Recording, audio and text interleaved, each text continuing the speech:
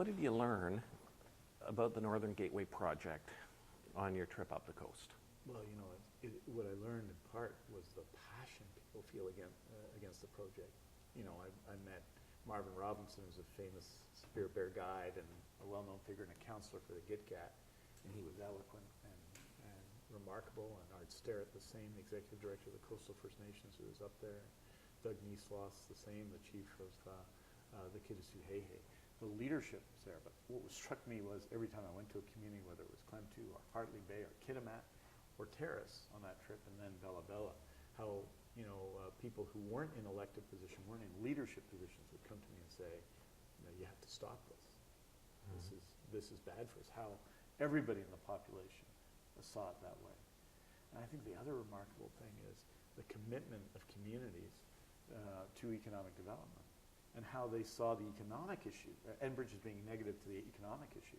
Right? Can you elaborate on that? So you go to we met with the Haisla, which is a very dynamic First Nation in Kitimat Village, near Kitimat. People know where that is, and they passed a referendum, the Haisla did, in favor of LNG. They have very strong views and very strong ambitions in terms of economic development, and they see Enbridge as being bad for it. Hartley Bay, GitGat had signed an agreement with the King Pacific Lodge, the first of its kind, when they did a protocol agreement when that lodge was starting. There, the Kitasoo-Hehe, I talked to Doug Niesloss, there's a young guy who started the guiding business at the age of 17.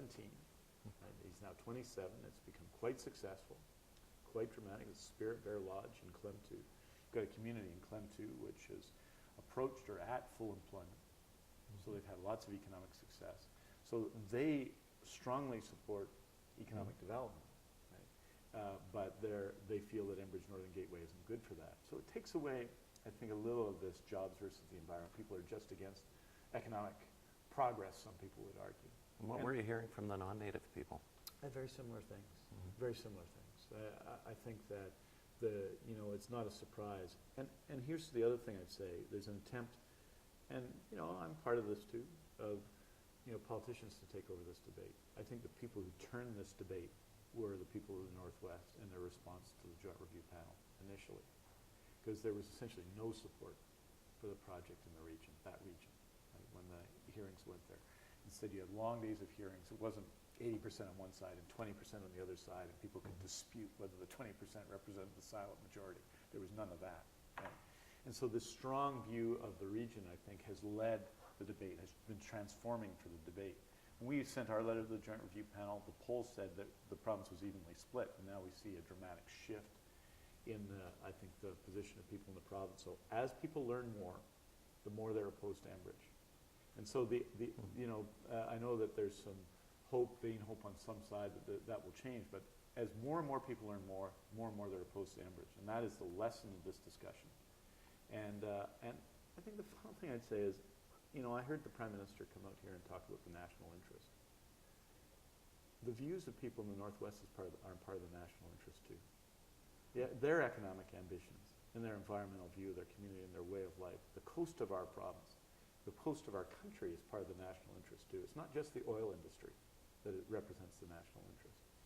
And I think you can't help but feel that when you go to the region. And federal governments for a long time have understood this. I mean, the whole discussion of the moratorium on oil tankers in that part of the coast, and it's obviously a very treacherous and difficult part of the coast.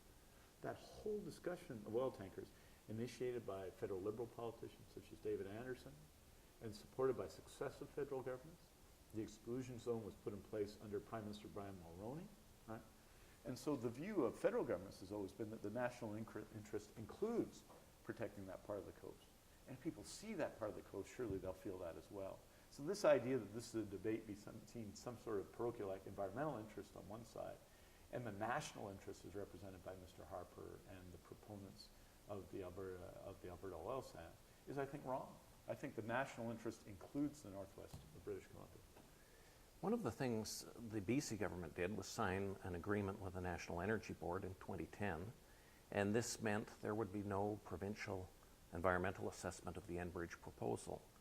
And there's a 30-day notice period for cancellation. Should the BC Liberal government give notice and cancel this deal and hold a provincial environmental assessment? Well, you saw last week when the federal government came out with its regulations around this question, that first of all, the environmental assessment has a limited role in this process anyway, and secondly, that the federal cabinet's going to be making the decision, right? And that the basis on which the decision could be made is really what the Joint Review Panel has to do in part, is find ways to mitigate environmental damage. And if that's your role, then really the Joint Review Panel doesn't have the responsibility to address the environmental questions on this. So I think it was a mistake to give up the jurisdiction. And I think that absolutely, that the provincial government was serious in saying, okay, these are BC issues, they have to be addressed. So the agreement allows for 30-day cancellation. Should Christy Clark give notice today that they want to cancel that and hold a provincial environmental assessment? I think it's very hard to look at what happened last week and not draw that conclusion. Right? Because, you know, the province, when they laid out their position, they talked about permitting. Right? But the permitting process has to have a basis to it. So if you and I are talking, and I say that I'm going to allow this person over there to do the environmental assessment on your project, right? I can't use a backdoor means to do an environmental assessment. I've agreed to that process. So if we say that our environmental assessment is the federal process and it approves it, then there are strict limits to what you can do with your permitting. This is the legal reality. So when the provincial government says down the road we may be able to deal with this, they're not being straightforward. I think you have to, if we're going to defend our environmental interests, we have to do it here in BC. So if Christy Clark, or whoever is BC Liberal Premier, does not cancel this agreement on 30 days' notice, and then you're elected Premier in May of 2013, will you cancel it? I think that's one of the reasons why it's one of the clear options that's in our hands to do. So it's an option. It's not Absolutely. Necessarily that you're going to do it. I think you're going to hear from us on this issue because one of the things we've tried to do, we've got Murray Rankin, who's a very distinguished lawyer. We have some of the best environmental and constitutional lawyers in the province volunteering their time to provide us with advice about what all the options are in terms of what we can do and how we can address this project, which we think is not in the economic and environmental interests of BC or Canada. I'm wondering. And so that's certainly one of the options that we're looking at doing, but I think it was a serious mistake of the provincial government 2 years ago to do that and then to not give evidence to the JRP process. So now, you know, Mr. Lake has talked about asking questions of Enbridge. Well, they can only ask questions of Enbridge about their evidence. The BC government is in court right now trying to stop coastal First Nations, or before they're trying to stop coastal First Nations, essentially, from seeing the evidence that the BC government has itself produced.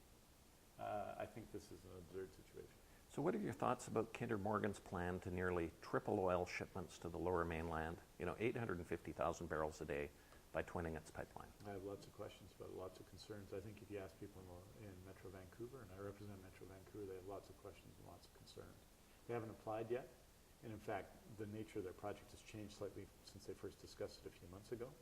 So, we're not going to oppose an application before we see an application. But I think, if you go to bcndp.ca and review our position on Enbridge, you'll see some of the questions we have for Kinder Morgan. And on top of that, there are other questions with respect to them. So we have very serious concerns. Would you like to see that undergo a joint review panel type process as well? No chance. Next. No, just to be clear to people what no chance means. It means we'll be having our own assessment of that project here in BC. Oh, of the Kinder Morgan project. Absolutely. Yeah. Now, the Fraser Institute, your favorite organization, says that building the infrastructure to ship oil to Asia will add $10.5 billion to Canada's gross domestic product.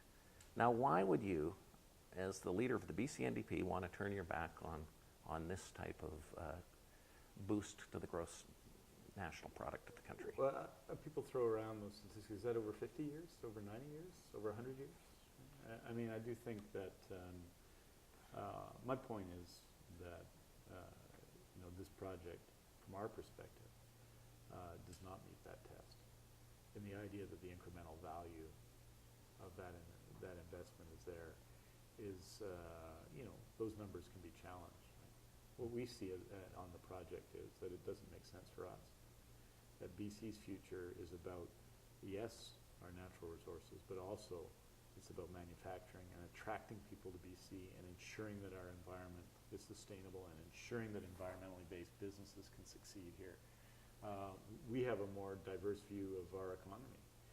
And so I think that there is value, economic value, for example, in not having oil tankers in that part of the North Coast. I mean, that's clearly the case. This is obviously a priority for the Prime Minister and as Natural Resources Minister. How concerned are you that BC might be punished for thwarting his objectives in this area? Well, you know, I would think that it would be very unwise of a Prime Minister of Canada to behave that way. And I'm optimistic that that wouldn't happen. But, you know, I think that if British Columbia just says this isn't in our economic interest, and it isn't, in the report, even the report of the BC government shows this is the case. And if it's not in our environmental interest, and people are overwhelmingly opposed to it here, the idea that we would not defend our interest because the Prime Minister might punish us, I just don't think that's an approach to confederation that I agree with. But that doesn't mean I'm not going to work with the Prime Minister on many, many other issues. I will. One of the problems that Canadian oil producers say is that they're selling their product at a discount, $20 or more per barrel at Cushing, Oklahoma, where there's a bottleneck. Yeah. How much sympathy do you have for the Canadian oil companies, their shareholders, and the Alberta government who feel that they can get a fairer return by opening up the Asian market? Well, you know, I think that there's a debate in Alberta about the way in which they're developing their resources. There's a debate there, and that's a fair debate for Albertans. I suspect if I was in Alberta, I'd agree with former Premier Peter Lougheed, which is that they should act like owners, that they should consider some, secondary industry in relation to oil and gas, and not simply send out primary resources. I think he's argued that. He's argued that the pace of resource development isn't in the long-term interest of the province for a series of reasons. In fact, really, Mr. Lougheed said very close to what Mr. Mulcair said. Do you think that it's contributing to Dutch disease in Canada? Well, I think that I think there's no question that we have to do a better job at manufacturing, and that we can. Right?